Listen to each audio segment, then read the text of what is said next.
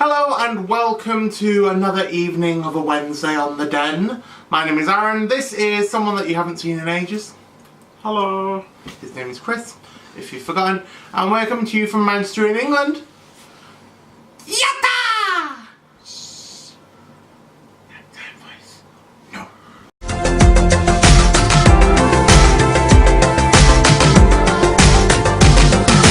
So first of all, before we get into anything, happy birthday to Christopher. Was like 2 days ago, but it was his birthday.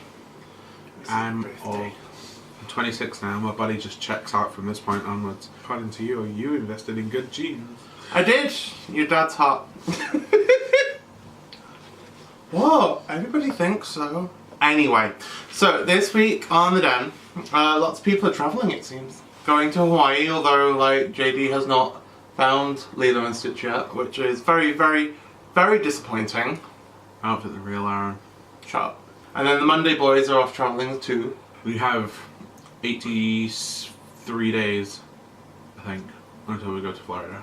I do love being in my new restaurant, but I really can't wait. I could just kill myself. Or you could not. That would be nice as well. I don't think anyone else is travelling, but you know. I know what topic that we can do. Oh, good, because we're kind of just freeballing at the moment. So this week is LGBT topics. A topic that I'd like to discuss is drag queen music. Jinx Monsoon has released her latest album, which is rather spectacular. It's like a jazzy blues kind of mashup, and it got me thinking that it's great that not only obviously drag is becoming like a mainstream media outlet.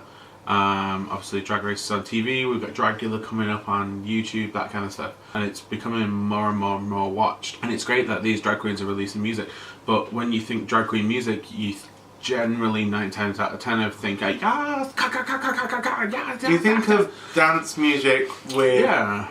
So dance music with like rappy kind of just random words over the top, or you think of comedy songs.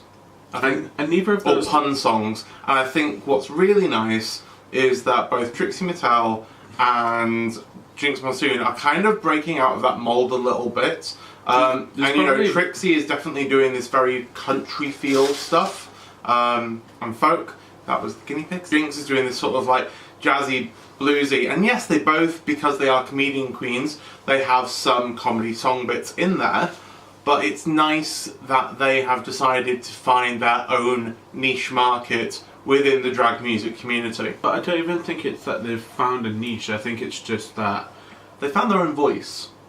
They've found what's made them special. But that's not finding their niche, it's just they're doing what makes them happy. And you know, like, under no circumstances am I dissing, you know, like, Aja's just got a new song out, which is literally just like, yeah, ga ga ga ga.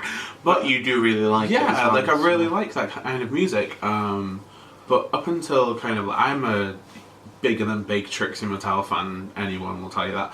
But up until probably 5-6 months ago when Trixie released her album, I did country, western, folky music. Fucking few and far between. And I would get ridiculed for listening to it. Yeah, you would. You know, like, I'm not like, oh my god, folk music is like my life, it's in my veins. But like, I've got a much bigger appreciation for it. A newfound respect.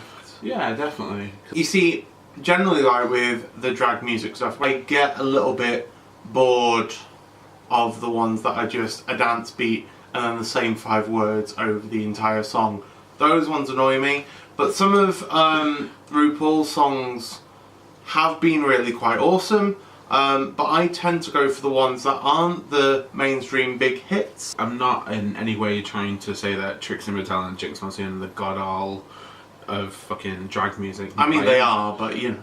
No, I don't think they are. I think Violet Chachki's album that she did was fucking brilliant. But, you know, like, there's quite a high, upbeat kind of...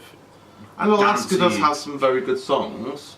The problem that I've got with Alaska is that when you actually see her live, it's like she's lip-syncing to her own song even if she's singing live, because she literally she's perfected it to exactly the same thing. There's no intonation and change depending on the audience or the location, or making it different for that particular audience that night, which in some ways is good because then the audience is getting what they expect, but at the same time we also expect her to ad-lib, be funny, and I think that's a bit sad. I think Violet Chachki's album was massively underrated. There's not many people who do like a industrial kind of like Don't think I've heard it. album. It's really good. I would like to hear some of Thorgy and the Orchestra, to be fair. Thorgy's music would be so good. Because... Thorgy, if for some bizarre reason you watch Men of the Dead, please make an album. Does she? I said if. Oh. Do you not listen to anything else? I thought you said, for some reason, Thorgy watches Men of the Dead, and I was like, what? Pardon? So what do you think on drag music? Do you think it's valid? Do you think it's too much the same?